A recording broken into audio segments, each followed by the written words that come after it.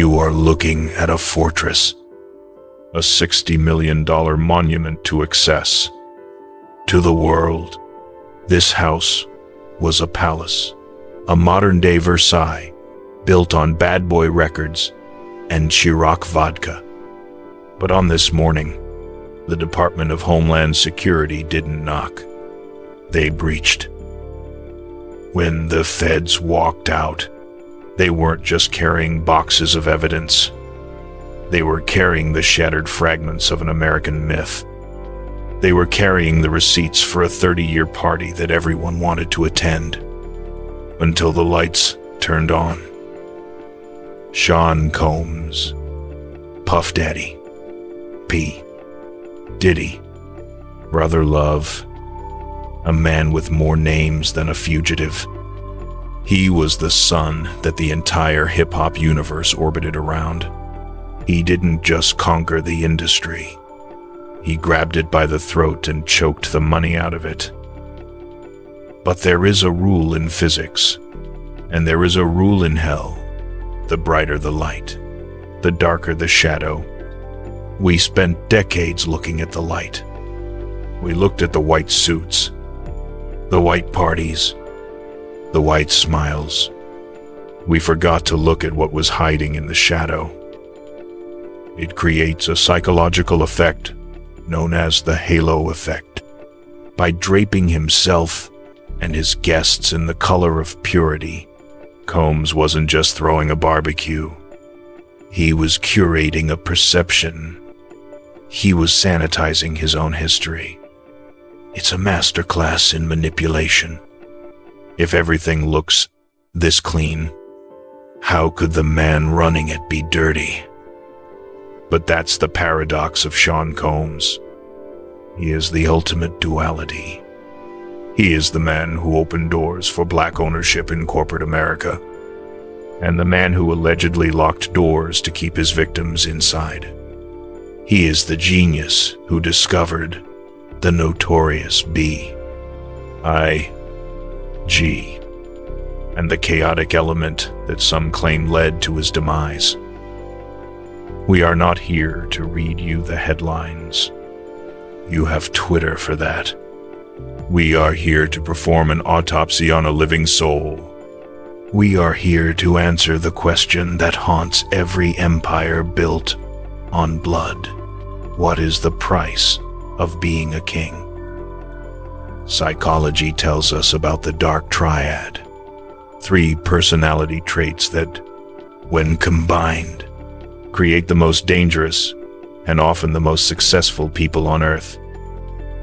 Narcissism, the grandiosity, the need to be worshipped. Machiavellianism, the cold, calculated manipulation of others for personal gain. Psychopathy, the lack of empathy, the ability to destroy without a pulse of regret. Most people have trace amounts of these traits, but Sean Combs, he didn't just have them, he weaponized them. He turned a personality disorder into a business model, and for a long time, it worked. Welcome to the dissection. I'm your narrator, and today, we are walking into the dark. We are going to deconstruct the rise of a mogul and the fall of a monster.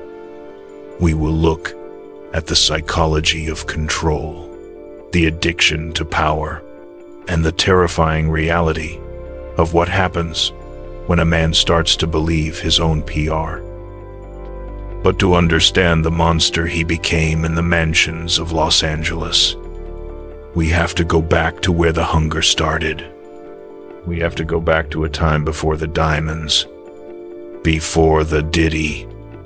We have to go back to the day he learned that the only way to survive a violent world was to become the most violent thing in it. To find the devil, you don't look at the horns.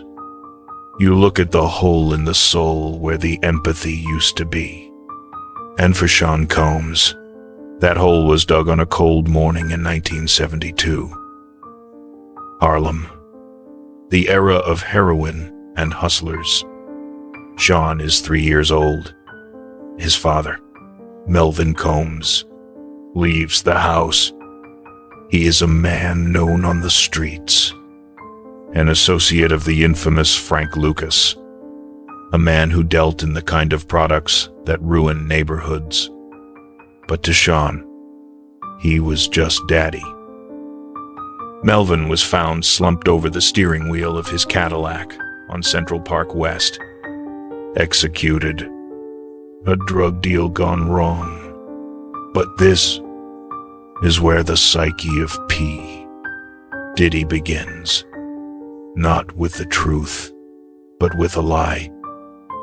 His mother, Janice, didn't tell him his father was a drug dealer. She told him his father was a businessman, a philanthropist, a king who died too young. Do you see the seed being planted? Sean grew up worshiping a ghost. He spent his entire childhood chasing the shadow of a great man who never actually existed. He was chasing a phantom. He learned early, the truth doesn't matter. The story matters. Perception is reality. His mother worked 3 jobs to keep that illusion alive. She dressed him in designer clothes while they lived in public housing. She treated him like a prince in exile. In psychology, we call this the golden child syndrome. When a child is told he is special, that he is destined for greatness, that he is above the rules, he believes it. But the world outside his apartment wasn't a palace. It was a concrete jungle. And Sean realized that being a prince wasn't enough. You had to be a warrior. There is a story he tells about his paper route. Most kids deliver papers to buy candy. Sean delivered papers to conquer territory. He didn't just walk the route. He studied the logistics. He optimized the path. If another kid tried to take his block, let's just say Sean wasn't afraid of conflict. He had a rage inside him, a Napoleonic fire. He was short. He was fatherless. He was hungry. And he realized that in America, respect isn't given. It is taken, usually with cash. Cut to 1,990. He talks his way into an internship at Uptown Records. This is the moment. This is the origin story of the bad boy. Picture this. He is a student at Howard University, ND. See, Uptown Records is in New York City. That is a 4-hour gap. Most people would quit. Sean Combs saw a math problem he could solve with adrenaline. Every Thursday, he finishes class. He runs to the train station. He rides the Amtrak to Penn Station. He walks into the Uptown offices carrying a briefcase that is mostly empty, just to look important.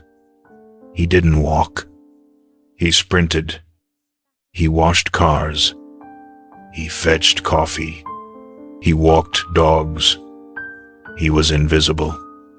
Until he wasn't. There is a specific moment that defines his Machiavellian brilliance. Heavy D, the rapper, needs a specific producer for a track. The producer is impossible to reach. The executives are giving up. Sean, this 20-year-old intern, steps up. He doesn't ask for permission. He hunts. He tracks the producer down. He begs. He threatens. He charms. He uses every tool in the manipulation handbook. He gets the producer. He gets the credit. He realizes that no is just a suggestion for people who are too weak to negotiate. He wasn't sleeping. He wasn't eating. He was feeding. He looked at Andre Harrell, the boss of Uptown, and he didn't just want to be him. He wanted to eat him. He wanted to absorb his power. Let's pause the tape. Look at that young man running for the train. We love to use the word passion. We say, oh, he's just passionate about music. That is not passion. That is obsession. And you need to understand the difference, because one builds art and the other builds empires and destroys souls. Passion is about the process. You do it because you love the work. You love the music. You love the creation. Obsession, specifically the kind found in the Dark Triad, is about the outcome. Sean Combs wasn't obsessed with the snare drum or the melody. He was obsessed with winning. He was obsessed with the validation. He was trying to fill that hole the bullet left in 1972. Psychologists call this pathological ambition. It's a survival mechanism. If I am the most powerful man in the room, nobody can leave me. Nobody can hurt me. Passion burns a candle. Obsession burns the whole house down, just to prove you own the matches. To Sean, people weren't collaborators. They were rungs on a ladder, and he was climbing fast. Too fast. By the early 90 seconds, he had transformed. Sean was gone. Puffy was born. He was A&R at Uptown. He was shaping the sound of New York. Jodeci, Mary J, Blige. He was turning street grit into polished gold. But the ego is a balloon. You keep blowing air into it, and eventually, it gets too big for the room. He was fired from Uptown. Most people would be devastated. Puffy. He saw it as a graduation. He realized he couldn't serve a king anymore. He had to build his own castle. He needed a soldier. He needed a voice that was bigger than his own ego. He needed a partner in crime. On a street corner in Brooklyn, he found him. Christopher Wallace, the Notorious B.I.G. The talent meets the monster. Biggie had the flow of a god, but Puffy had the plan of a general. Together, they were about to change the world. But remember what I said about the price of greatness. The bill was coming due, and the currency was going to be blood.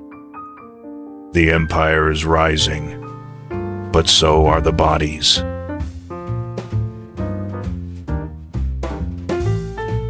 The funeral is over. The tears are dry. The Notorious B.I.G, the soul of Bad Boy Records, is gone. Most labels would have collapsed. Most men would have retreated into the shadows to mourn. But Sean Combs, he didn't retreat. He reloaded. He realized something terrifyingly simple. If the star is dead, then I must become the star. This is the moment. The producer stepped out from behind the mixing board. This is the birth of the shiny suit era. To the public, it looked like a celebration. The videos were brighter. The champagne was more expensive. The samples were catchier. But psychologically, it was a distraction. It was a magician waving a diamond-encrusted hand so you wouldn't notice the blood on the floor. Diddy wasn't just in the videos anymore. He was the video. He was dancing in everyone's frame, rapping on everyone's verse. The ego had taken the wheel. And when a narcissist starts to believe he is the source of the light, he starts to view everyone else as just a reflection. And reflections, they don't have rights. They don't have feelings. They are property. This is where the Dark Triad shifts from ambition to tyranny. In the industry, they started whispering. They called Bad Boy a plantation. Look at the contracts. Look at the artists. Ma Dollary, the Locks, Total. They weren't partners. They were batteries. Diddy plugged them in, drained their energy, drained their creativity. And when the charge ran low, he didn't recharge them. He looked for a replacement. He operated on a philosophy of total control. He controlled what they wore. He controlled what they said. He controlled the money. He was the gatekeeper to their dreams, which meant he owned their nightmares. But what happens when someone says no to a god? What happens when a piece of property decides to speak back? Let me take you to April 15th, 1999. This is the moment the mask slipped. This wasn't a rumor. This was a police report. The song is Hate Me Now by Nas, featuring Diddy. They shoot a video. In one scene, Diddy is crucified on a cross. A bold, blasphemous image. At the last minute, Diddy gets cold feet. He's worried about the backlash. He tells his manager, "Cut the scene. Take me off the cross." Steve Stout doesn't ensure it's cut. The video airs on MTV. The cross scene is there. Diddy sees it. Now, a normal person gets angry. A normal person fires his manager. But a tyrant perceives this as an act of war, a challenge to his omnipotence. Diddy doesn't call a lawyer. He calls his bodyguards. He marches into the offices of Interscope Records. In the middle of the day, he finds Steve Stout. And then, chaos. He smashes a champagne bottle over Stout's head. Then, while Stout is bleeding on the floor, Diddy and his men allegedly kick him over and over. They trash the office. They tear phones out of the wall. This wasn't a fight. This was an execution of dominance. It was a message broadcast to the entire industry. Disobey me, and I will not just sue you. I will break you. Why? Why risk $1 billion empire over a music video scene? Because to the Machiavellian mind, it is better to be feared than loved. Niccolo Machiavelli wrote that in 1513. Diddy lived it in 1999. You see, if you rule by love, People can betray you when they stop loving you, but if you rule by fear, the fear never leaves. Diddy understood that fear is a currency more valuable than cash. When he walked into a room, the air changed. The oxygen left. People stopped breathing until he gave them permission. This violence, it wasn't a loss of control. It was the imposition of control. It is a trait called instrumental aggression. He used violence as a tool, like a hammer. And the terrifying part, it worked. Stout survived. Diddy was arrested. But look at the outcome. The charges were reduced. The settlement was paid. And the legend of the untouchable P. Diddy only grew. He learned that he could buy his way out of consequences. He learned that if you are rich enough, the law is just a suggestion. But here is the question you need to ask yourself. We watched the videos. We bought the Kirok. We danced to the hits. We saw the bully.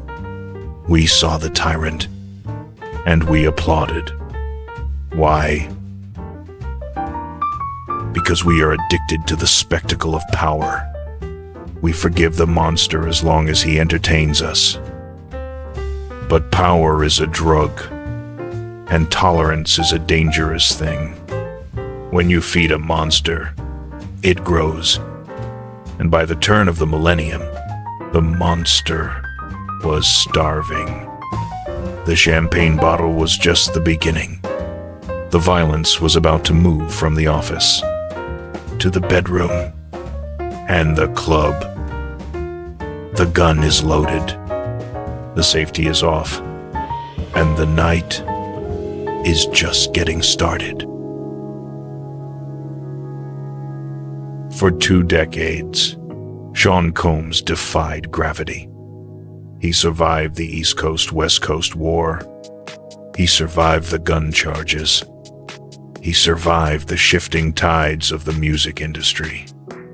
He built an aura of invincibility. He convinced the world and himself that he was too big to fail. But gravity is the one law you cannot bribe.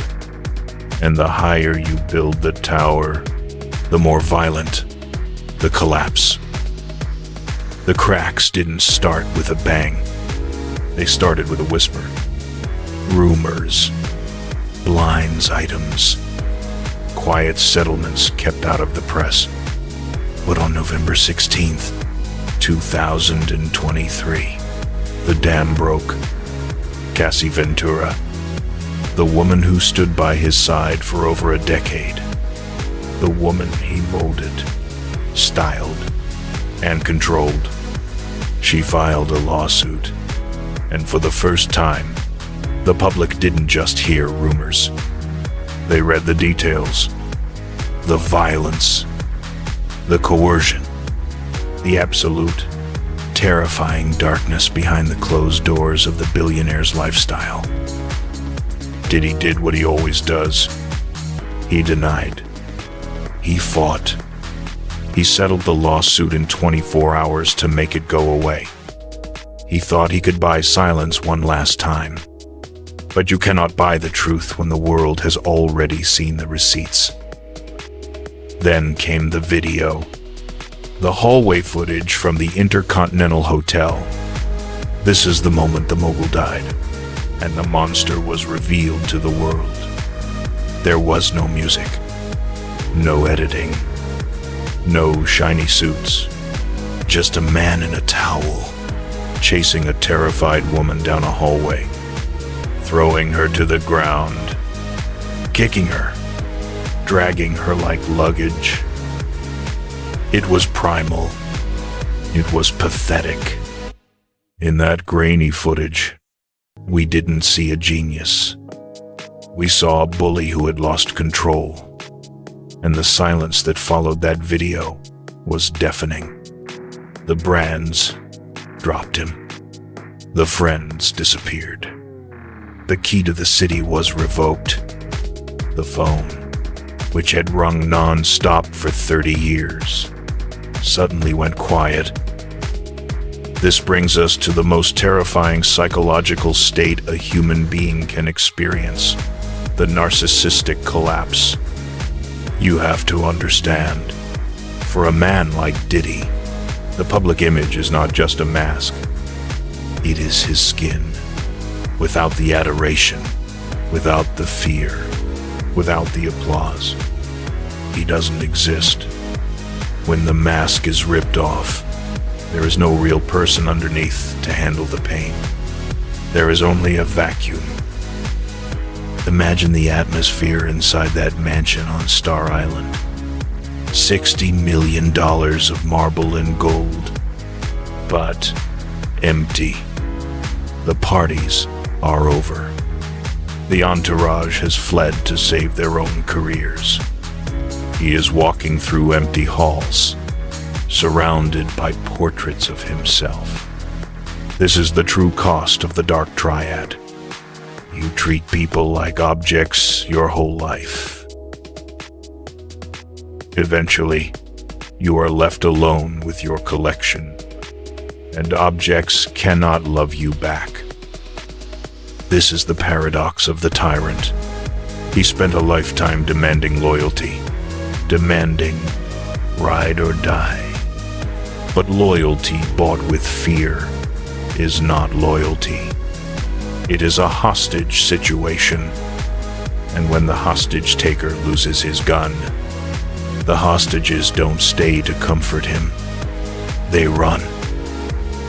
March 25th, 2024. The raids. We return to where we started. But now, look closer at the imagery. It wasn't just Diddy losing his home. We saw his sons, his legacy, handcuffed, marching out with lasers on their backs.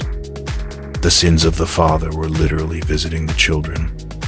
He built this empire to leave a legacy. But in his blind pursuit of pleasure and power, he poisoned the very ground his children had to walk on.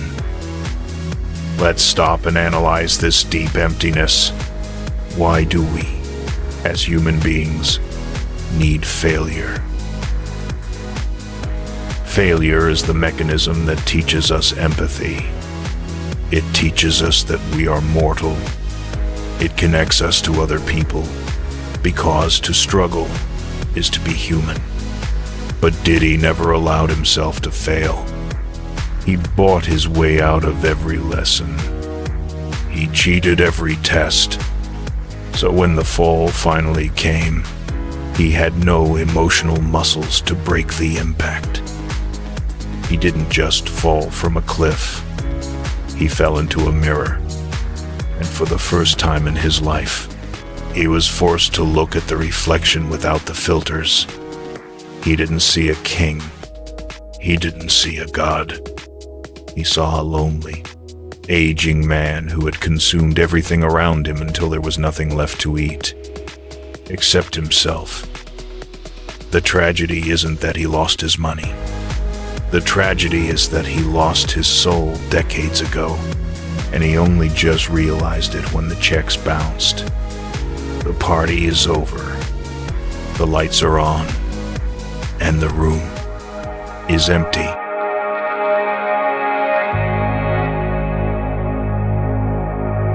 Reinvention. It is the oldest survival tactic in America.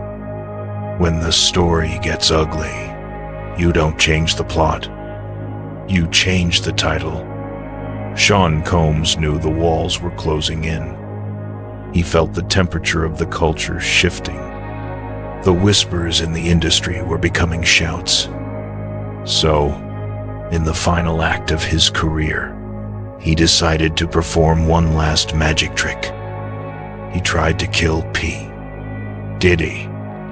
He tried to kill the bad boy who broke bottles and managed by fear. He told the world his new name was Love. Brother Love. It wasn't just a nickname. It was a calculated psychological pivot. He started preaching about frequency, about high vibrations, about black excellence as a spiritual practice. He did the unthinkable. He gave the publishing rights back to his artists. $E, the Locks, the estate of Biggie, assets worth millions, returned for free to the public. It looked like redemption. It looked like the benevolent king finally sharing the wealth, preparing for his sainthood. But in the world of the Dark Triad, altruism is rarely free. It is usually a down payment on a pardon. He was trying to buy his way into heaven before the devil came to collect the debt. And for a brief moment, it worked.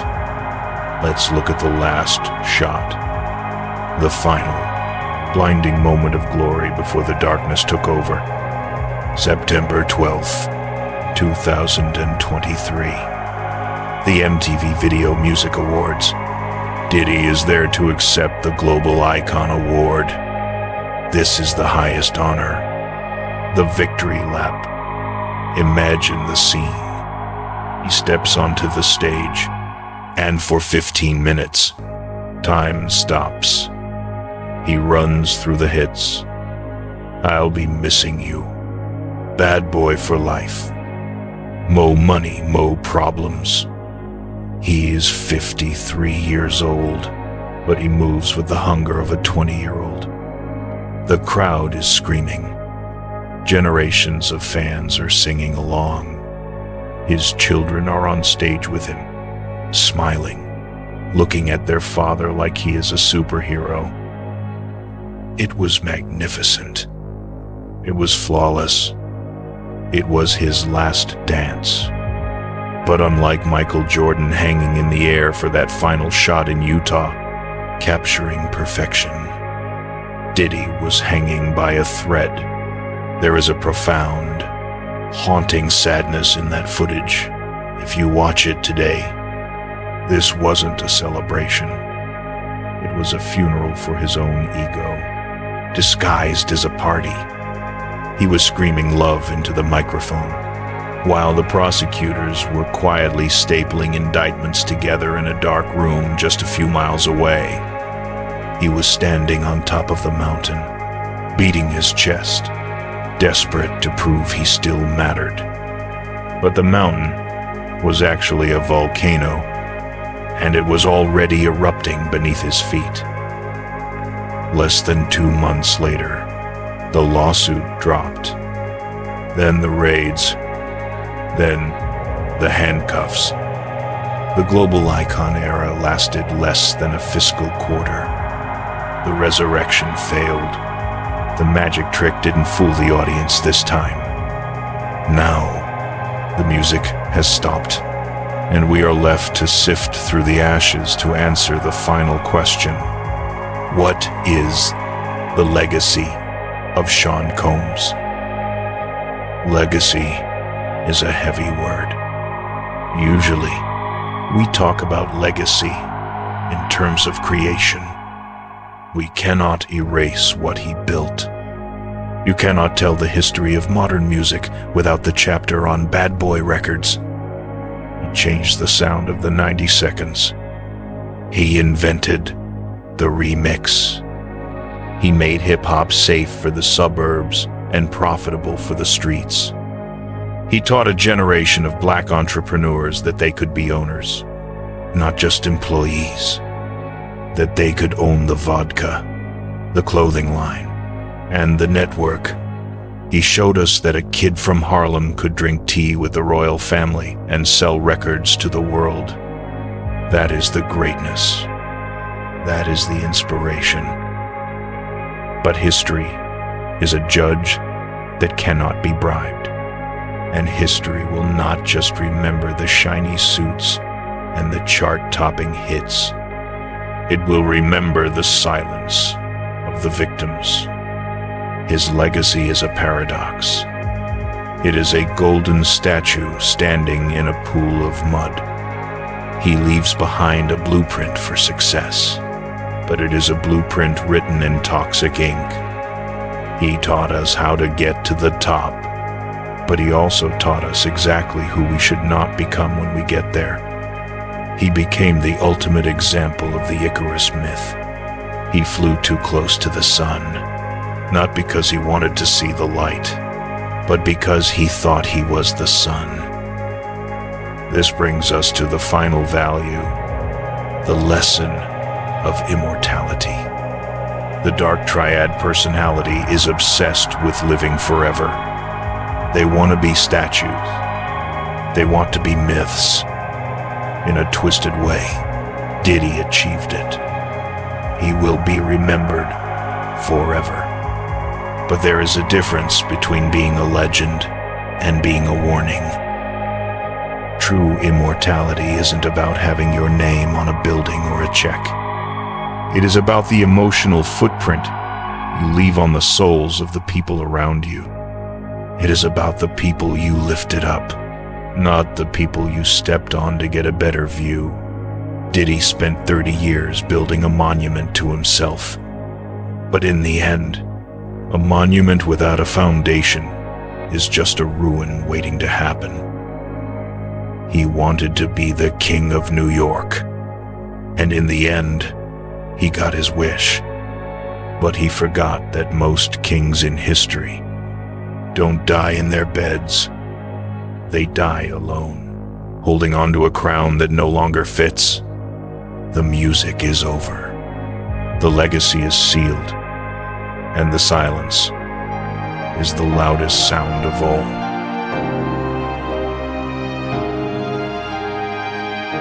We have reached the end of the tape. We have dissected the rise, the reign, and the ruin of Sean Combs. And now, we must deliver the verdict. Not a legal verdict. The courts will handle that. But a human one. When we look at P. Diddy, it is easy to see a monster. It is easy to point at the screen, judge the violence, and distance ourselves. But that is too simple. Monsters are rare. Broken humans are everywhere. Sean Combs is a dark mirror. He reflects the obsession of our culture, the belief that enough power, enough money, and enough fame can heal a wounded child. He spent 50 years running from the ghost of his father. He ran so fast he conquered the world. He built an empire to prove he was worth something. But he forgot the most important rule of the race. Wherever you go, there you are. You cannot outrun your own shadow. You can dress it in white linen. You can bathe it in champagne. You can hide it behind a billion-dollar smile and a wall of NDAs. But eventually, the sun goes down, and in the dark, the shadow is all that is left. He wanted to be a king. He became one. But look at his kingdom now. It is a cautionary tale written in neon lights and court documents. He proves that you can gain the whole world and still lose your own soul. And that is a trade that no amount of Kirok can ever buy back. So, here is my advice to you. We live in a world that worships the hustle. We are told to grind, to dominate, to be the killer in the room. We celebrate the narcissist as a visionary and the psychopath as a CEO. Be careful what you wish for. Ambition is a beautiful fuel, but it is a terrible master. Do not envy the shiny suits. Do not envy the parties. Because you never know what kind of nightmare is happening behind the velvet rope. True power isn't about controlling others. True power is controlling yourself. If you have to destroy everyone around you to feel big, you are not a giant. You are just a child with a loaded gun. I want you to think back to the question we asked at the very beginning of this hour. What is the price of greatness? And is it worth it? Look at the lonely man in the empty mansion. Look at the legacy of ash. I want to know what you think. Is the crown worth the curse? Let me know in the comments below. We read every single one. If you want to understand more about the psychology of power and how it corrupts the most brilliant minds, click the video on your screen right now. We dive even deeper into the abyss of the human psyche. As for Sean Combs, he had a motto, a phrase he shouted on every track, in every interview, for 30 years. Can't stop, won't stop. For a long time, we thought that was a promise of victory. Now we know it was a diagnosis. He couldn't stop, and now he has been stopped. This has been your narrator. I'll see you in the dark.